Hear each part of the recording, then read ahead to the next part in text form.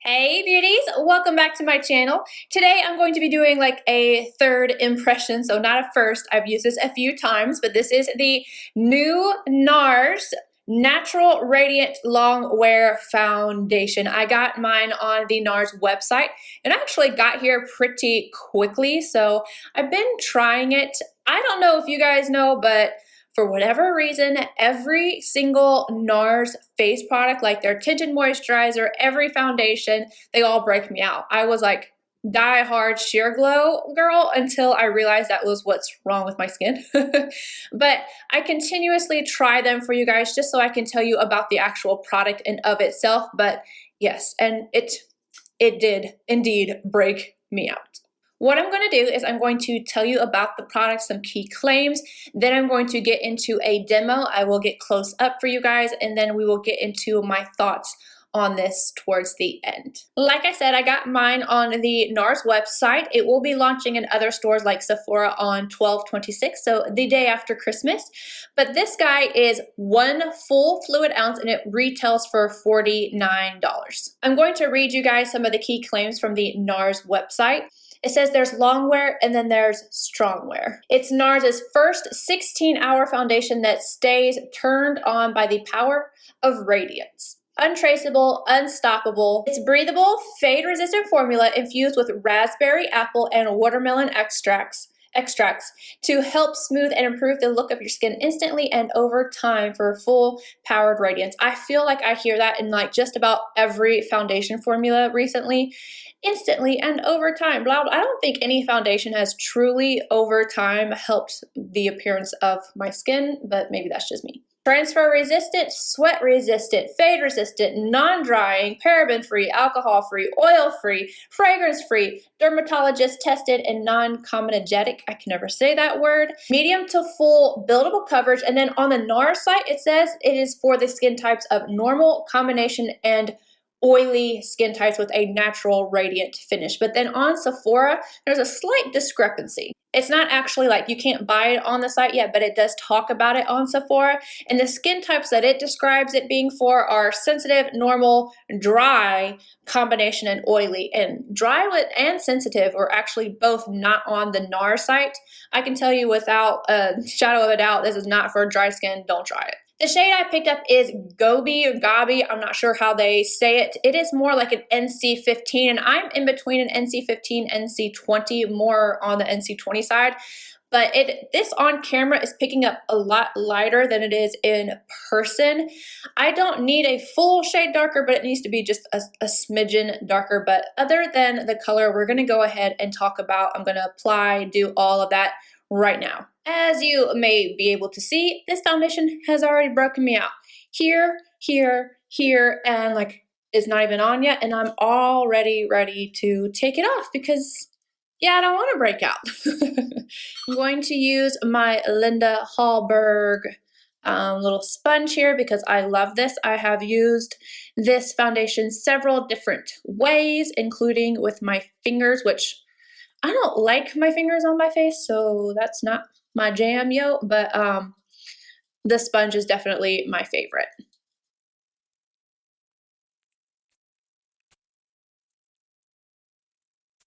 Okay, so obviously color-wise, it's a little bit too light. It matches my neck pretty good, but it's so full coverage that I feel like I need like a little bit darker, but then the next shade in the yellow undertone is a little bit too dark. So I will just use powder to warm this up. But this, I don't like the way this looks on my skin and it feels tacky, and that tackiness does not go away. You have to set this.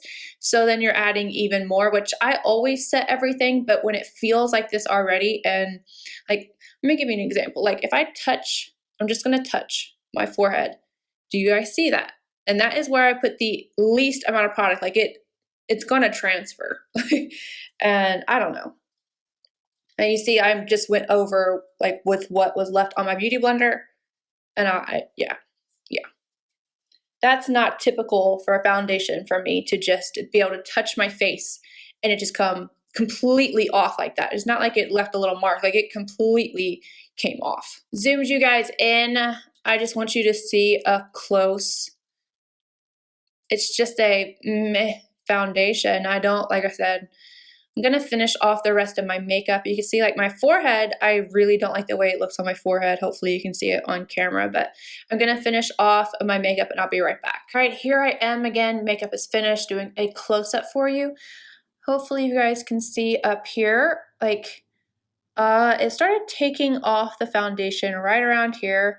The pimple got uncovered. This looks super dry and disgusting to me. My forehead just looks terrible, and especially for it just, like I just did this, fresh. It also started to come off and it looks a little patchy on my nose. Like when I put the color on my nose, it just started to kind of rub off, which I've actually talked about, like that hasn't really been happening to me. Cheeks look fine. Pores look okay, not great, not bad. And I'm already starting to get like a little bit of, it's almost like a dehydration looking right here in my smile lines. It's just not loving this.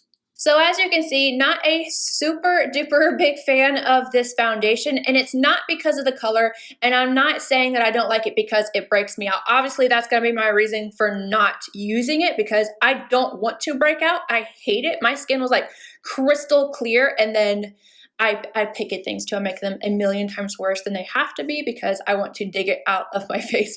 Who's with me?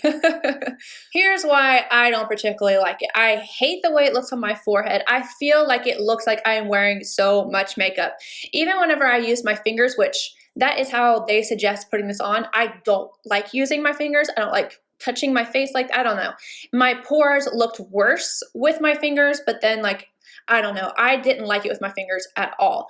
The sponge was the best application for me because a brush kind of picked up on any dry areas.